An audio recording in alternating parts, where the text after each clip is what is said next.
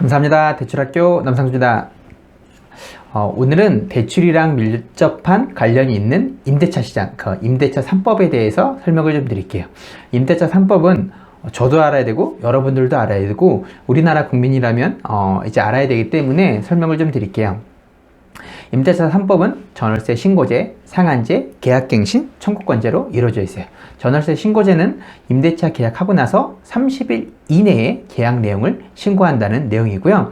21년 6월부터 시행이 된다라고 보시면 돼요. 그리고 전월세 상한제는 전월세를 갱신할 때 임대료를 5% 이내로 제한한다는 내용이에요. 그래서 지자체 내용에 따라서 5%가 아니라 2%, 3%도 할 수는 있지만 최대 5%까지만 제한이 있다라고 보시면 돼요. 그 다음에 계약갱신 청구권제. 그러니까 저희가 보통 계약을 전월세 계약을 하면 2년 단위로 계약을 하는데 2년 단위 하고 나서 만료되는 시점에 정당한 사유가 없다라고 하면 임차인이 요구한다라고 하면 2+2가 갱신이 된다라고 보시면 돼요. 2+2+2가 될 거다. 3+3이 된다라고 얘기가 많았었는데 결론은 2+2가 된다라고 보시면 될 것 같아요. 물론 정당한 사유가 있다라고 하면 갱신을 거절할 수 있다라고 보시면 될 것 같고요. 갱신 거절할 수 있는 사유는 집주인이 실거주한다라고 했을 때 갱신을 거절할 수 있고요. 그 다음에 임차인이, 그러니까 세입자가 2기에 해당하는 2개월에 해당하는 차임액을 연체한 경우, 그리고 서로 합의하에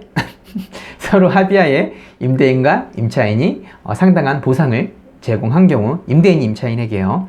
그 다음에 이 금액에 대해서는 약정이 된 건 없고 그냥 둘 사이에 된다라고 보시면 될 것 같고요. 그 다음에 임차인이 임대인의 동의 없이, 그러니까 세입자가 집주인의 동의 없이 전부 또는 일부를 전대, 그러니까 재임대한 경우 거절할 수 있다라고 보시면 될 것 같고, 그 다음에 임차인이 중대한 가실로 파손을 입힌 경우에 거절할 수 있다라고 보시면 될 것 같아요. 이거 말고 몇 가지가 있는데 이렇게만 알고 계시면 될 것 같고, 그 다음에 제가 질문과 답변을 통해서 한번 짧게 설명을 한번 드려볼게요.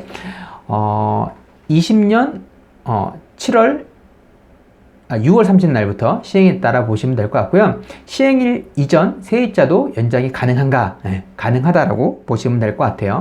그 다음에 현재 전세가 거주 중인데 내년이 만료다. 이런 경우에도 계약 연장을 할 수 있나요? 라는 내용이에요. 계약갱신 청구권은 소급 적용이 되기 때문에 기존 세입자들도 해당이 된다라고 보시면 돼요. 그 다음에 집주인이 나는 가만히 있었는데 집주인이 변경된 거예요.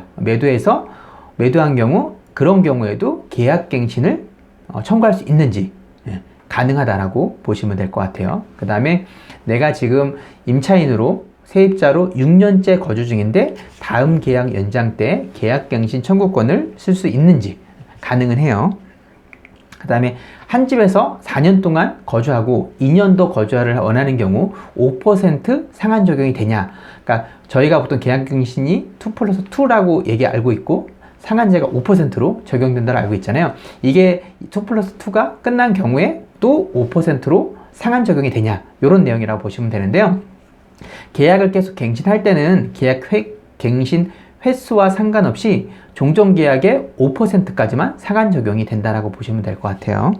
그리고 전세에서 월세로 전환이 가능한지 전환 가능해요. 다만 세입자가 동의가 필요하고 임대료 상승은 5% 이내로 제한이 된다라고 보시면 될 것 같고요.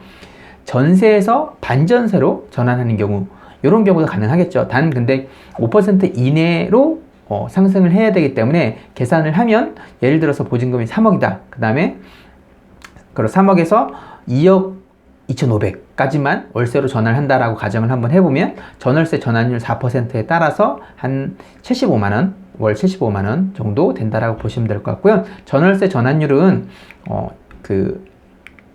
여기 렌트홈 홈페이지에서 이 렌트홈 홈페이지에서 참고를 하시면 될 것 같아요. 그 다음에 많이 하는 게 기존 보증금의 5% 이내로 연장을 무조건 해야 되냐? 네, 맞아요.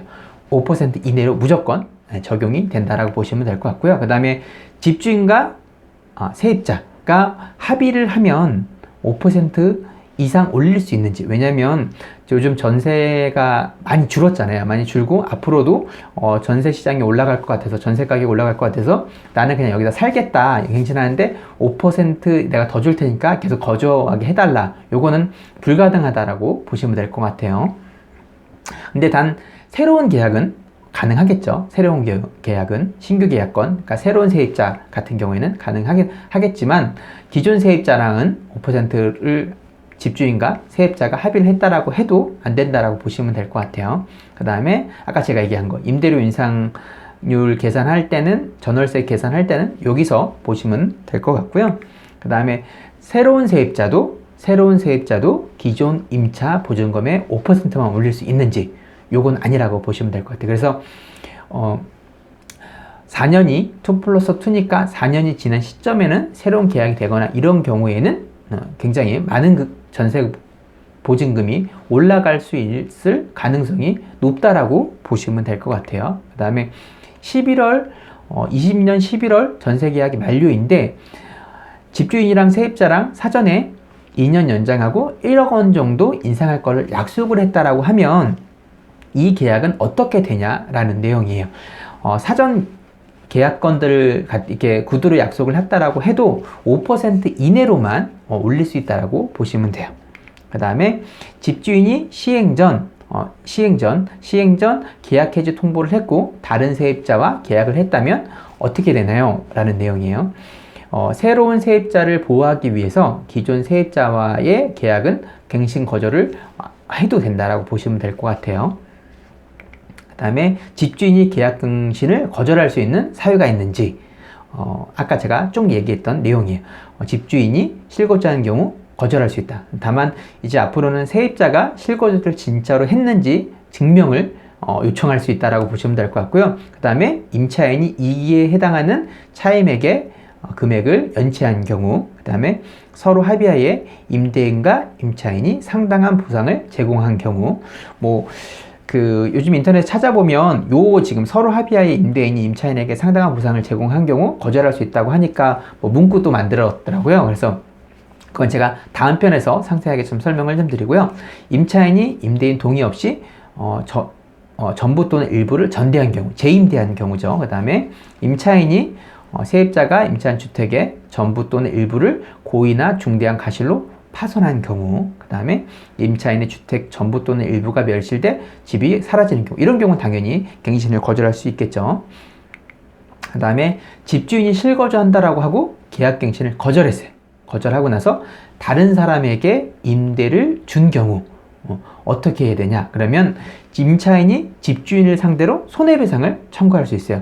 어떻게 청구할 수 있냐면 3개월치 월세에 대한, 그 다음에 보증금 차액의 2배, 갱신 거절로 인한 소분액, 이 세 가지 중에 가장 높은 금액으로 손해배상을 청구할 수 있다고 보시면 되는데, 어떤 분은 만약에 손해배상을 청구하는 경우 배보다 배꼽이 더 클 수 있다라고 얘기하시는 경우도 있고, 이게 어떻게 될지는 잘 모르겠어요. 일단은 경과를 좀 지켜봐야 될 것 같아요. 근데 이렇게 손해배상은 청구할 수 있다는 것만 알고 계시면 될 것 같아요. 그 다음에 집주인이 실거주한다고 계약갱신을 거절하고 그 해당 집을 매매한 경우에도 손해배상을 할 수 있는지, 그런 경우에는 손해배상이 안 된다고 보시면 될 것 같아요. 왜냐하면 제3자에게 임대한 경우가 아니라 매매한 경우이기 때문에 그 해당 사항이 종전이랑 다르다라고 보시면, 이거는 재임대한 거고 이거는 매매한 경우이기 때문에 손해배상을 청구할 수 없다라고 보시면 될 것 같아요. 그러니까 파는 건